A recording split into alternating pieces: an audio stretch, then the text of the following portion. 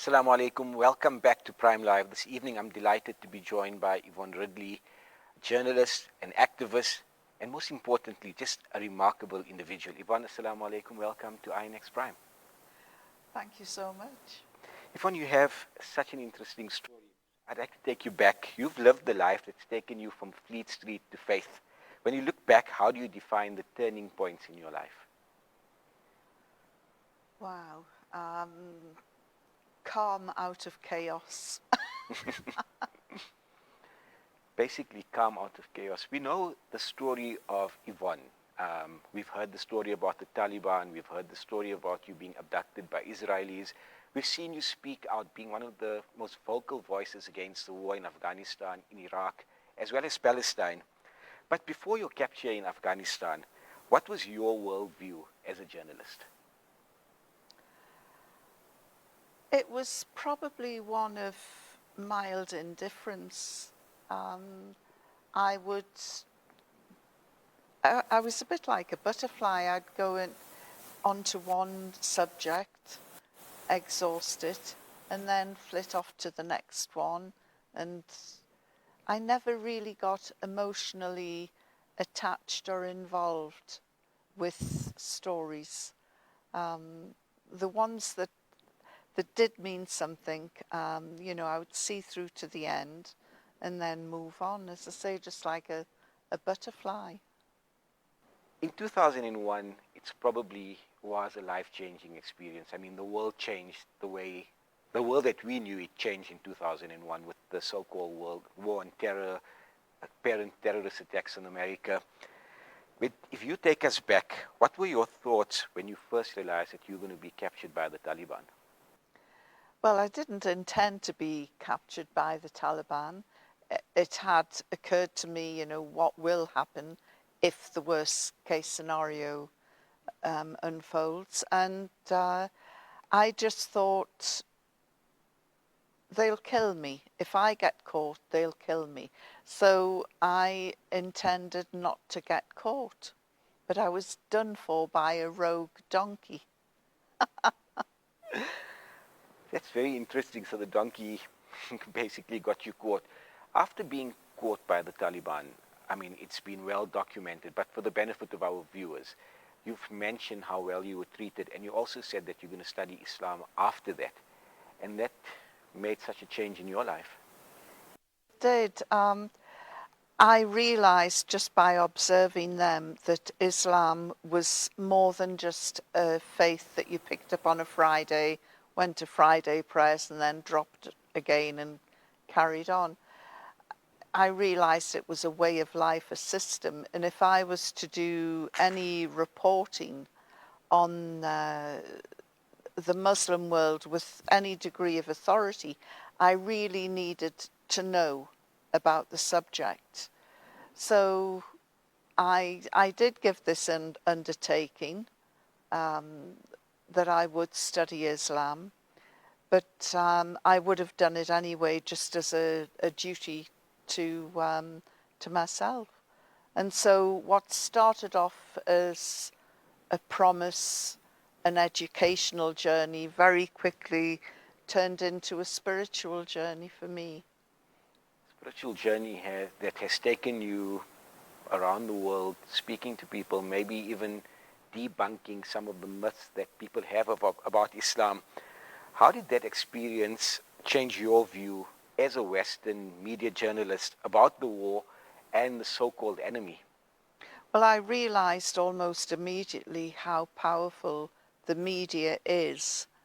And I know as a journalist we can change things, but I never really realized the degree and intensity of propaganda until I came out of Afghanistan and people said, how were you treated? And they wanted all these gory tales and this view that would reinforce their view that this was a brutal, evil regime. So when I came out saying, you know what, they treated me with courtesy and respect, and they actually were quite a nice bunch of guys, it was like, oh, you can't say that, we hate them, you have to hate them. and if you don't, we're not going to invite you onto our show anymore. And then all these people were coming up with, oh, she's a victim of Stockholm syndrome, you know, she's bonded with her captors, when things couldn't be further from the truth. Wow, you've been so outspoken about the roles of Western government and the media in shaping propaganda. We've seen the propaganda happening, I mean, with the current war in Gaza, with the genocide in Gaza. But how do we as media practitioners change this narrative?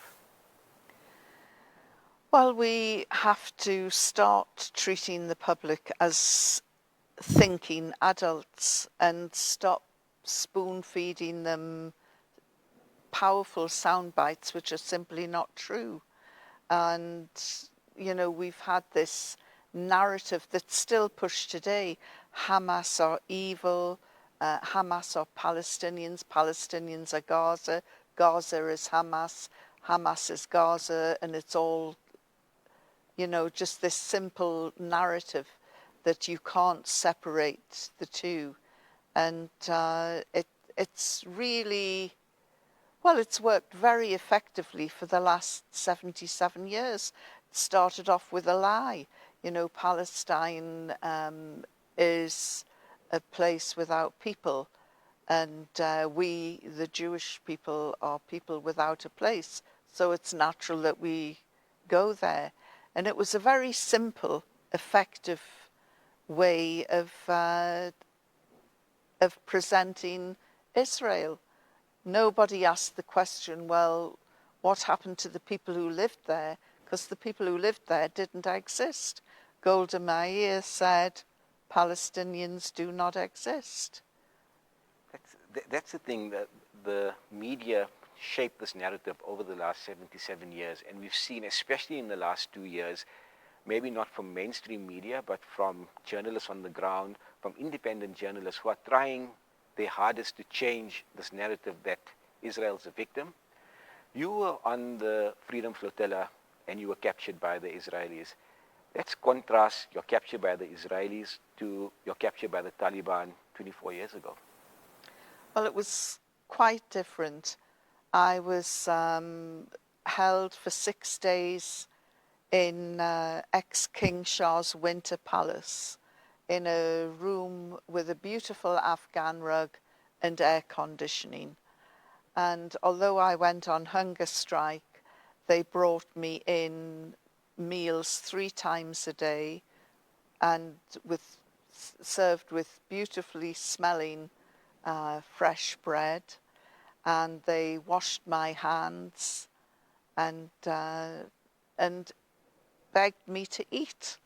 In fact, they brought a cook in one day and said, tell this man why you won't eat his food. The Israelis locked me in a cell about the same size and with one toilet that was shared between 14 women. Thankfully, we were all quite fastidious about keeping that clean. And I slept on the floor. The food was riddled with ants, but I'd made a decision to go on hunger strike anyway, so I wasn't going to eat it. But it didn't look very appetizing, and they couldn't care less whether you ate or not. Just thinking out loud here that you are anti-war activist, somebody in the public eye, and you were subjected to such treatment. What would the treatment be to a normal Palestinian who's been arrested, taken captive by the Israelis for years and years on end? If foreign, I mean, you're a British citizen, one of the, from the West, an ally of Israel. I mean, Britain are allies of Israel. Imagine what the people of Gaza and the Palestinians are going through if you could be subjected to such treatment. Well, I read about Kiziat prison after I got out, and it's full of thieves, sex pests, rapists, violent thugs, and that's just the prison officers. The Palestinians probably, well, we know that they go through 10 times worse than anything we experienced. And Britain being an ally of Israel didn't actually work because at that point Britain had recognized Palestine as a state, which the Israelis did not like, although we know that it was just theatre and cosmetic. The very fact that anyone supports Palestine is anathema to the Israelis. They had this really twisted mindset. One of them said to me when I pointed out that he was part of the most hated nation on earth, he said, "We don't care. We know everybody hates us. Even our friends don't like us. We're on our own. We prefer to be on our own. And we frankly don't care." And I just thought, wow, that, you know, this is it. They are Teflon coated. They are impervious to criticism. They don't like it, but they are impervious to it.